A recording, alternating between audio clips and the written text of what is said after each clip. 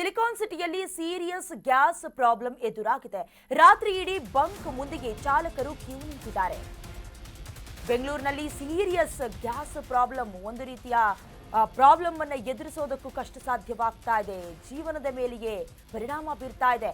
ರಾತ್ರಿ ಇಡೀ ಬಂಕ್ ಮುಂದೆ ಚಾಲಕರು ಕ್ಯೂ ನಿಂತಿದ್ದಾರೆ. ಗ್ಯಾಸಿಗಾಗಿ ಬೀದಿ ಬೀದಿ ಅಲ್ದಾಡ್ತಿದ್ದಾರೆ. ಚಾಲಕರು ಸಿಗತ್ತಾ ಏನು ಅಂತ. ನಗರದಲ್ಲಿ ಬಹುತೇಕ ಕಡೆ ಗ್ಯಾಸ್ ಸ್ಟೇಷನ್ ಬಂದ್ ಆಗಿದೆ. ಲಭ್ಯತೆ ಇರುವ ಕಡೆ ಚಾಲಕರು ಮುಗಿ ಬೀಳ್ತಿದ್ದಾರೆ. ದೇವೇಗೌಡ ಬಂಕ್, ಮಾಗಡಿ ರಸ್ತೆ, ಟೋಲ್ಗೇಟ್ ಸೇರಿದಂತೆ ಕೆಲವೆಡೆ ಗ್ಯಾಸ್ ಸಿಗ್ತಾ ಇದೆ. ಸರ್ಕಾರದ ವಿರುದ್ಧ ಆಕ್ರೋಶ ಹೊರ ಹಾಕ್ತಾ ಇದ್ದಾರೆ ಚಾಲಕರು. ನಮಗೆ ಗ್ಯಾಸ್ ಚಿಂತೆ, ಇವರಿಗೆ ಚುನಾವಣೆ ಚಿಂತೆ ಅಂತ ನೋವನ್ನ ಹೊರಹಾಕಿದ್ದಾರೆ. ಈ ಸರ್ಕಾರದಿಂದ ಒಂದು ನಯಾ ಪೈಸಾ ಲಾಭ ಆಗಲಿಲ್ಲ, ನಮ್ಮ ಕಷ್ಟದ ಬಗ್ಗೆ ಒಂದೇ ಒಂದು ಮಾತಾಡಲಿಲ್ಲ ಅಂತ.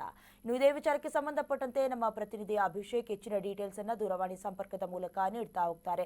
ಅಭಿಷೇಕ್, ನೋಡ್ತಾ ಇದ್ದೀವಿ, ದೃಶ್ಯದಲ್ಲಿ ಗಮನಿಸ್ತಾ ಇದ್ದೀವಿ, ಆಟೋ ಚಾಲಕರು ಒಂದರ ಹಿಂದಂತೆ ಬಹಳ ಸರತಿ ಸಾಲಿನಲ್ಲಿ ಆಟೋವನ್ನ ನಿಲ್ಲಿಸಿರೋದು ಮಾತ್ರ ಅಲ್ಲ, ಪಾಪ ಬೇರೆ ಬೇರೆ ಬಂಕ್ಗಳಿಗೂ ಕೂಡ ಅಲೆದಾಡುವ ಪರಿಸ್ಥಿತಿ ಅಂತ. ಸದ್ಯದ ಮಟ್ಟಿಗೆ ಪರಿಸ್ಥಿತಿ ಉಲ್ಬಣವಾಗುತ್ತಾ ಅಥವಾ ಗಣನೀಯವಾಗಿ ಇಳಿಕೆಯಾಗುವ ಸಾಧ್ಯತೆ ಇದೆಯಾ? ಹೇಗಿದೆ ಪರಿಸ್ಥಿತಿ ಅಭಿಷೇಕ್?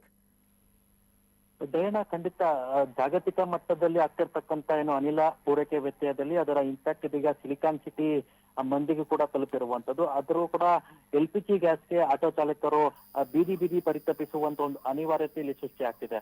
ಕಳೆದ 2-3 ದಿನಗಳಿಂದ ಸಿಲಿಕಾನ್ ಸಿಟಿಲಿ ಗ್ಯಾಸ್ ಟ್ರಬಲ್ ವಿಚಾರವಾಗಿ ಸಾಕಷ್ಟು ಒಂದು ಗಂಭೀರ ವಿಚಾರವಾಗಿ ಮಾರ್ಪಟ್ಟು ಆಟೋ ಚಾಲಕರು ಏನು ಎಲ್ಲಿ ಆಟೋ ಗ್ಯಾಸ್ ಸ್ಟೇಷನ್ ಅಲ್ಲಿ ಗ್ಯಾಸ್ ಲಭ್ಯತೆ ಇರುತ್ತೆ ಅಲ್ಲಿ ಮುಗಿ ಬೀಳ್ತಿರುವಂತದ್ದು ನಾವು ನೋಡ್ತಾ ಇರ್ಬೋದು. ಅದರಲ್ಲೂ ಕೂಡ ಪ್ರಮುಖವಾಗಿ ಮುಂಜಾನೆ 2 ಗಂಟೆ 3 ಗಂಟೆಯಿಂದಲೇ ಬಂಕ್ ಮುಂಭಾಗದಲ್ಲಿ ಸರತಿ ಸಾಲಿನಲ್ಲಿ ನಿಂತ್ಕೊಂಡು ಏನು ಗ್ಯಾಸ್ಗಾಗಿ ಹಾಕಿಕೊಳ್ಳುವಂತ ಒಂದು ಬೇಡಿಕೆಯಲ್ಲಿ ಸೃಷ್ಟಿ ಆಗ್ತಿದೆ.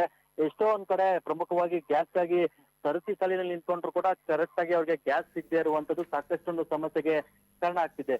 ಇಲ್ಲಿ ಆಟೋ ಚಾಲಕರು ಬಹಳ ಸ್ಪಷ್ಟವಾಗಿ ಹೇಳ್ತಿರುವುದು ಒಂದು, ಸರ್ಕಾರ ಈ ಒಂದು ಸಂದರ್ಭದಲ್ಲಿ ಆಟೋ ಚಾಲಕರ ಒಂದು ಕಷ್ಟಕ್ಕೆ ಧಾವಿಸಬೇಕಾಗಿತ್ತು. ಆದ್ರೆ ಅವರು ಬೈ ಎಲೆಕ್ಷನ್ ಅಲ್ಲಿ ತಮ್ಮ ಒಂದು ಪಕ್ಷದ ಅಭ್ಯರ್ಥಿ ಪರವಾಗಿ ಚುನಾವಣೆ ರಾಜಕೀಯ ಮಾಡ್ತಿದ್ದಾರೆ. ಇಲ್ಲಿ ಆಟೋ ಚಾಲಕರ ಕಷ್ಟವನ್ನ ಕೇಳೋಕೆ ಯಾರು ಇಲ್ಲ ಅನ್ನುವಂತ ಒಂದು ಅಸಮಾಧಾನವನ್ನ ಹೊರಹಾಕ್ತಿದ್ದಾರೆ. ಜೊತೆಗೆ ಬಹುತೇಕ ಬಂಕ್ಗಳಲ್ಲಿ ಏನು ಗ್ಯಾಸ್ ಇದೆ ಅಂತ ಬೋರ್ಡ್ ಹಾಕಿದ್ರು ಕೂಡ ಅಲ್ಲಿ ಅವರ ಒಂದು ಸರತಿ ಸಾಲಲ್ಲಿ ನಿಂತ್ಕೊಂಡು ಒಂದು 2-3 ಗಂಟೆ ಕ್ಯೂ ನಲ್ಲಿ ನಿಂತ್ಕೊಂಡಿರ್ತಾರೆ. ಆದ್ರೆ ಅವರ ಒಂದು ಸರದಿ ಬರುವಂತ ಸಮಯದಲ್ಲಿ ಗ್ಯಾಸ್ ಆಗೋಗಿರುತ್ತೆ ಅನ್ನುವಂತ ಒಂದು ಬೋರ್ಡ್ ಅನ್ನ ಹಾಕ್ತಾರೆ.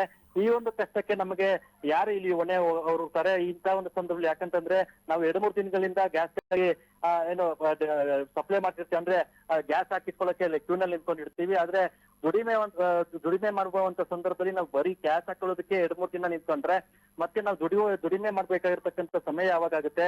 ನಾವು ಕೆಲವೊಂದಷ್ಟು ಚಾಲಕರಲ್ಲಿ ಶುಗರ್ ಪೇಷಂಟ್ ಇರ್ತಾರೆ, ಮನೆಯಲ್ಲಿ ಹಿರಿಯ ನಾಯಕರಿರ್ತಾರೆ, ಕುಟುಂಬ ಪೋಷಣೆ ಮಾಡ್ಬೇಕಾಗುತ್ತೆ. ಇಂಥ ಒಂದು ಸಂದರ್ಭದಲ್ಲಿ ನಮ್ಮ ದುಡಿಮೆಗೆ ಏನಾದ್ರು ಪೆಟ್ಟಾದ್ರೆ ಅವ್ರನ್ನ ಯಾರು ನೋಡ್ಕೋತಾರೆ ಅನ್ನುವಂತ ಒಂದು ಪ್ರಶ್ನೆಯನ್ನ ಸರ್ಕಾರಕ್ಕೆ ನೇರವಾಗಿ ಮಾಡ್ತಿದ್ದಾರೆ.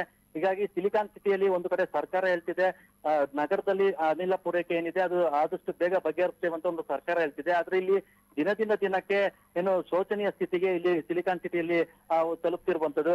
ಆಟೋ ಚಾಲಕರಿಗೆ ಸರಿಯಾದ ಸಮಯದಲ್ಲಿ ಸರಿಯಾದ ಒಂದು ಹಂತಕ್ಕೆ ಇಲ್ಲಿ ಗ್ಯಾಸ್ ಸಿಗದೆ ಇರುವಂತದ್ದು ಸಾಕಷ್ಟೊಂದು ಸಮಸ್ಯೆಗೆ ಇಲ್ಲಿ ಕಾರಣ ಆಗ್ತಿರುವಂತದ್ದು. ಇದು ಎಷ್ಟರ ಮಟ್ಟಿಗೆ ಗಂಭೀರ ಸ್ವರೂಪ ಪಡ್ಕೊಳ್ಳದೆ ಅನ್ನೋದು ಕಾದು ನೋಡ್ಬೇಕಾಗುತ್ತೆ. ಡಯನಾ, ಥ್ಯಾಂಕ್ ಯು ಅಭಿಷೇಕ್ ನಿಮ್ಮೆಲ್ಲ ಡೀಟೇಲ್ಸ್ಗಾಗಿ. ಈಗಾಗಲೇ ಬೆಂಗಳೂರಿನಲ್ಲಿ ಪರಿತಪಿಸುವಂತ ಪರಿಸ್ಥಿತಿ ಆಟೋ ಚಾಲಕರಿಗೆ ಎದುರಾಗಿರುವಂತದ್ದು. ಅಟ್ಲೀಸ್ಟ್ ಈಗಾದ್ರೂ ಸರ್ಕಾರ ಎಚ್ಚೆತ್ತುಕೊಳ್ಬೇಕು. ಅಟ್ಲೀಸ್ಟ್ ದಾಸ್ತಾನನ್ನ ಮಾಡ್ಕೊಂಡಿದ್ರೆ ಇಷ್ಟೆಲ್ಲ ಸಮಸ್ಯೆ ಆಗ್ತಾ ಇರಲಿಲ್ಲ. ಅಥವಾ ಗ್ಯಾಸ್ ಟ್ಯಾಂಕರ್ಗಳಿಗೆ ಅಥವಾ ಗ್ಯಾಸ್ ಸ್ಟೇಷನ್ಗಳಿಗೆ ಏನಾದ್ರೂ ಟ್ಯಾಂಕರ್ ಬರುತ್ತಾ ಅನ್ನೋದನ್ನ ಕಾದು ನೋಡ್ಬೇಕು.